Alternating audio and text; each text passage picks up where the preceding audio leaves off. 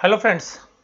इस वीडियो के अंदर मैं आपके साथ बात कर रहा हूँ ना केवल उज्जीवन स्मॉल फाइनेंस बैंक के बारे में, बट एक ऐसी चीज़ जो कि मोरेटोरियम से संबंधित है, जो इन्होंने अपनी बैलेंस शीट के साथ साथ अपनी प्रेजेंटेशन के अंदर बखूबी जो है दर्शाई है। तो देखिएगा, ऐसी प्रेजेंटेशन जो है मुझे काफ़ी बेहतरीन लगती है, जिस तरीके से इन्होंने समझाया है, जो कि बड़े बैंक्स जो है हमारे यहाँ पे जिन्होंने मिस कर दिया, जहाँ पर कि इन्वेस्टर का सबसे ज़्यादा पैसा होता है, वहाँ पर ये चीज़ मिसिंग थी, जो यहाँ पर आप देखेंगे कि चीज़ें कितनी क्लियर तरीके से उन्होंने बताई हैं। तो देखिएगा, ये जो उज्जीवन स्मॉल फाइनेंस बैंक है, ये वास्तव में जो है नए बैंक्स हैं जो जिनको स्मॉल फाइनेंस बैंक का जो लाइसेंस मिला है, तो जिनके पास यूनिवर्सल लाइसेंस नहीं है, वो उस तरीके के ये बैंक्स हैं। तो इनको कुछ लिमिटेशंस हैं जो यूनिवर्सल बैंक्स को होती है उसके मुकाबले में, बट ये फुल फ्लैश बैंक की तरह ही काम करते हैं। देखिएगा, यहाँ पर उज्जीवन स्मॉल फाइनेंस बैंक जो है, ये सब्सिडरी कंपनी है उज्जीवन फाइनेंशियल सर्विसेज लिमिटेड की। तो अल्टीमेटली ये जो एनबीएफसी है उसकी सब्सिडरी कंपनी, जिसके पास उज्जीवन स्मॉल फाइनेंस बैंक है। तो ये देखिएगा, उज्जीवन स्मॉल फाइनेंस बैंक है, इसका आईपीओ भी जो है पिछले साल आपने देखा था कि आया था, और ये बहुत जबरदस्त तरीके से ओवर सब्सक्राइब्ड हुआ था।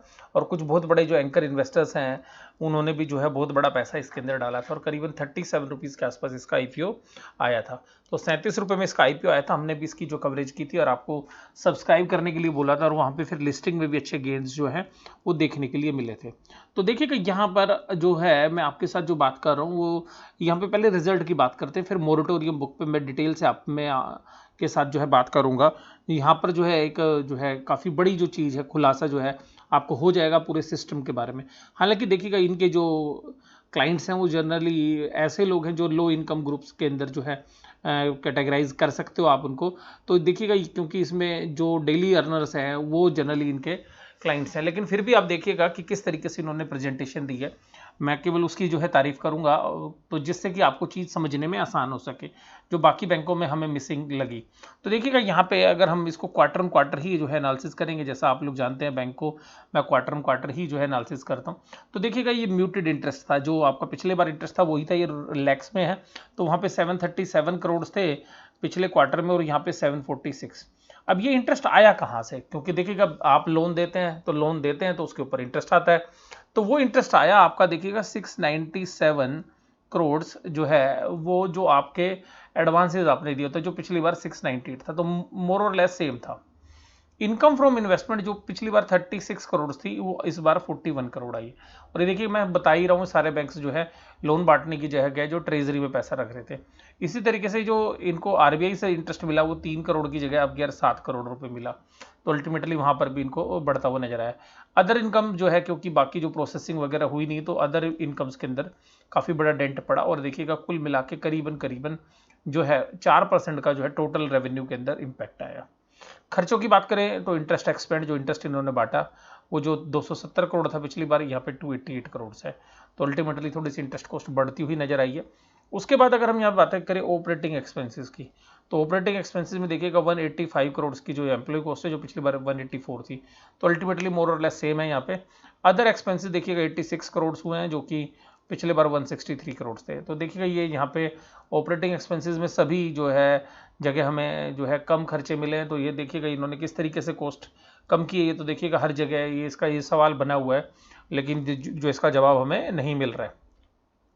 लेकिन देखिएगा, यहाँ पर भी इनके खर्चे भी जो है सब्सटेंशियली रिड्यूस हुए हैं। तो यहाँ पर देखिएगा, जो खर्चे थे जो 163 करोड़ के थे, वो 86 करोड़ के हो गए अदर एक्सपेंसेस, जिसकी वजह से ही जो है इनके जो टोटल एक्सपेंडिचर्स हैं उसमें कमी आपको देखने के लिए मिल रही है। और उस कमी की वजह से ही जो है आप यहाँ पाएंगे कि जो प्रॉफिट्स है, प्री ऑपरेटिंग प्रॉफिट्स, जो प्री प्रोविजन ऑपरेटिंग प्रॉफिट्स हैं, वो 190 से बढ़ाकर जो है 214 करोड़ है। और फिर प्रोविजन पिछले बार 96 करोड़ था, इस बार 140 करोड़। इसका मतलब है एसेट्स की क्वालिटी जो है आपकी डिटोरिएट हुई है, यानी कि एसेट्स क्वालिटी आपकी कम हुई है। और आपने देखिएगा, प्रोविजंस जो है, अभी ध्यान से समझिएगा, ये जो प्रोविजंस है 140 करोड़ का जो प्रोविजंस है, ये कोविड के लिए जो प्रोविजन चाहिए उससे बहुत ज़्यादा है। अभी देखेंगे आप, इनकी कैपिटल एडुकेसी रेशियो 28% है। भाई साहब, ये तो आप इंडिया के किसी दिग्गज बैंक की भी नहीं मिलेगी। लेकिन इनके पास आईपीओ वाला पैसा पड़ा हुआ है, जो आईपीओ में इन्होंने पैसा रेज किया था ना, उसकी वजह से capital adequacy ratio higher side पे, और लोन दिए नहीं कोविड की वजह से। तो अब यहाँ पे देखिएगा, जो ईपीएस है वो घटती हुई नजर आई है 0.32, क्योंकि यहाँ पे एक एक्स्ट्रा कैपिटल आई थी। तो ज़्यादा प्रॉफिट होने पर भी ईपीएस आपको कम इसलिए नजर आएगी, क्योंकि जो शेयर्स हैं जो शेयर्स हैं वो देखिएगा यहाँ पर जो शेयर्स हैं वो पिछले 2 क्वार्टर से जो है बढ़े हुए हैं, तो पिछले साल जो है सेम नंबर प्रॉफिट के ऊपर भी आपको ज़्यादा ईपीएस मिलेगी। लेकिन देखिएगा यहाँ पे आपको ईपीएस कम होती हुई नजर आई है पिछले 2 क्वार्टर में। रीज़न यही है कि जो नंबर ऑफ शेयर्स हैं बढ़े हैं, तो क्वार्टर जो है दोनों में आपको कमी नजर आ रही है, और यहाँ पे तो देखिएगा बहुत ही ज़्यादा कम हो गया। उसके बाद देखिएगा ग्रोस एनपीए की जो परसेंटेज है, क्योंकि नया बैंक है तो पुराने एनपीए तो है नहीं, और अभी देखिएगा पिछले क्वार्टर में भी नया नहीं आना था, इस क्वार्टर में भी नया नहीं आना, 2 क्वार्टर में एनपीए आने नहीं है, तो अल्टीमेटली वही रह गई जो पिछली बार थी, 0.97 सेम शो कर दी। और नेट थोड़ा सा प्रोविजन इन्होंने पुरानी एनपीए पे बना लिया, तो उसकी वजह से नेट एनपीए जो है आपको कम नजर आ रही है 0.18। रिटर्न ऑन एसेट जो है 0.29 है, और ये एवरेज इन्होंने कैलकुलेट कर रखी है। ठीक है जी, नोट एनुअलाइज, तो ये 1% से ऊपर बनेगी, यहाँ तक तो ठीक लग रहा है, बहुत अच्छा है, चलिए जी ठीक है। लेकिन प्रॉफिट तो डिक्लाइन हुआ है, क्योंकि शेयर अभी भी देखिएगा, अगर आप इन प्राइस पे भी देखेंगे, अगर इन ईपीएस पे भी देखेंगे, तो करीबन 1.5 रुपये की ईपीएस बनती है, 1.5 की भी नहीं बनती है, ₹1.30 की ईपीएस बनती है, और ₹1.30 की ईपीएस, और ये शेयर अभी 35 रुपये का चल रहा है। तो देखिएगा, क्योंकि ये ग्रोइंग बैंक है, 35 डिवाइड बाई 1.3, तो यहाँ पे अभी भी ये बैंक है जो 27 की पी रेशियो पर चल रहा है। तो ऐसा नहीं है कि बहुत सस्ती वैल्यूएशंस पर है, क्यों, लेकिन आईपीओ में बहुत अच्छा रिस्पॉन्स इनको मिला था, तो वहाँ से जो है काफ़ी अच्छी उम्मीदें जो थी वो इनको थी, और इसलिए जो इन्वेस्टर्स ने जो इनके ऊपर पैसा भी लगाया।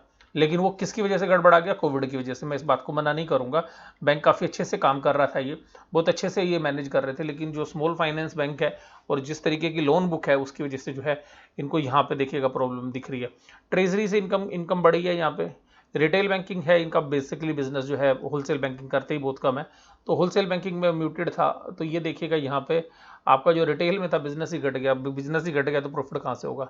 तो अल्टीमेटली देखिएगा ट्रेजरी में आपको 9 करोड़ के प्रॉफिट हुए, और यहाँ पर देखिएगा रिटेल बैंकिंग में 78 करोड़ के प्रॉफिट दिखा दिए।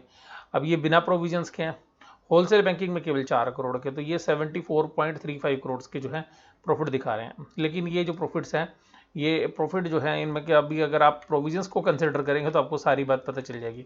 अब देखिएगा इन्होंने जो प्रोविजंस बनाए हैं वो उसके बारे में लाइन पढ़िएगा सबसे ज़्यादा। ये कह रहे हैं कि जो 7,000 लाख यानी कि 70 करोड़ का प्रोविजन था इनके पास पहले, मार्च 20 में था, और उसमें से जो है out of which 48 crore lakh was in respect of account of default, इसमें से 48 करोड़ का तो डिफॉल्ट का ही था। चलिए जी, तो भाई साहब आपने प्रोविजन बनाया कितना? आपने थोड़ा सा बनाया।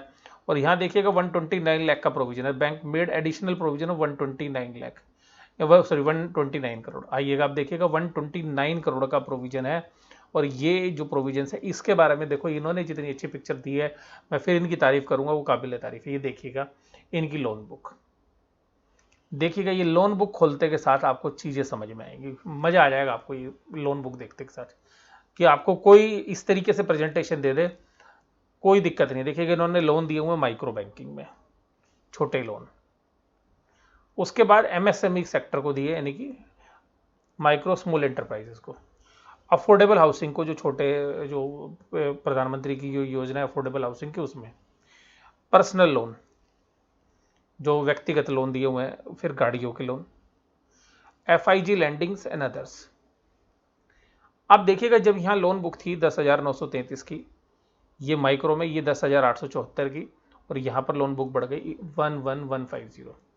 अब यहाँ पर देखिएगा लोन अंडर मोरेटोरियम था 828, जो 7.6% था, जो अगले बार हो गया 9331। तो इनको तो देखिए बिजनेस में कितने लोगों को प्रॉब्लम थी, तो इसलिए इनको दिया गया, लेकिन उसमें से कुछ कम हो गए, यानी कि एफिशिएंसी रही इनकी कलेक्शन में, लेकिन फिर भी 5581। ये फिगर्स करोड़ में, ध्यान रखिएगा, बाकी पूरी बैलेंस शीट आप लैक्स में देखेंगे, लेकिन ये फिगर करोड़ में है। अब ये जो करोड़ में, इसका 50% लोन अंडर मोरेटोरियम है, राइट। ये 11,150 में आधा मोरेटोरियम है। अब ये आधा मोरेटोरियम है, आप ये मान के चलिएगा इसमें इन्होंने प्रोविजन बनाया 300 करोड़ का। देखिएगा जो लोन दिए हुए 5581 मोरेटोरियम में जिन्होंने डिफॉल्ट किए हैं, और उसमें से केवल 300 करोड़ का प्रोविजन है। समझ रहे हैं बात आप? केवल 300 करोड़ का प्रोविजन है। अगर इसमें से 10% भी डिफॉल्ट हो गया ना, 10% भी डिफॉल्ट हो गया, और क्योंकि ये माइक्रो फाइनेंस के अंदर, तो आप देखिएगा क्या हालत होगी। यहाँ देखिएगा अगला, आप माइक्रो और स्मॉल एंटरप्राइज को 1000, जिसमें से 455 है, 45% है। इस 455 में से इन्होंने 10% बनाया हुआ है, बहुत अच्छी बात है। करीबन करीबन 10% है। तो यहाँ पे हमें भी लगता है कि चलो कंफर्टेबल है। अफोर्डेबल हाउसिंग में 708 है। तो देखिए घर वाले जनरली डिफॉल्ट करेंगे नहीं, तो वहाँ पे इन्होंने बनाया हुआ है 22। चलिए जी, यहाँ भी मैं ठीक है, सेटिस्फाइड है। पर्सनल लोन में 49 करोड़ है मोरेटोरियम में, और आपने प्रोविजन बनाया हो खाली 2 करोड़ का। पर्सनल लोन में तो भाई साहब कोई सिक्योरिटी भी नहीं होती, अनसिक्योर्ड लोन होते हैं, तो यहाँ तो बहुत पैसा डूब सकता है। ये इसके लिए नहीं है, ये बाकी बैंकों के लिए भी है, लेकिन बाकी बैंकों ने क्या किया है, इनकी तरह अच्छे से एक स्टेटमेंट बना के नहीं दी है। व्हीकल लोन देखिएगा 14 में से 5 है। अब वो डेप्रिशिएबल असेट्स इन्होंने प्रोविजन ही नहीं बनाया है। बोले व्हीकल उठा के ले आएंगे, भाई साहब प्रोविजन की क्या जरूरत है, भाई साहब व्हीकल से आपकी रिकवरी होनी नहीं है, लेकिन इन्होंने 0 बनाया है। FIG लैंडिंग के अंदर भी देखिएगा 3 है। चलिए 7 की मोरेटोरियम है, तो करीबन 50% बना लिया है इन्होंने। अदर्स में 50 है, लोन अंडर मोरेटोरियम है ही नहीं, तो प्रोविजन भी नहीं है।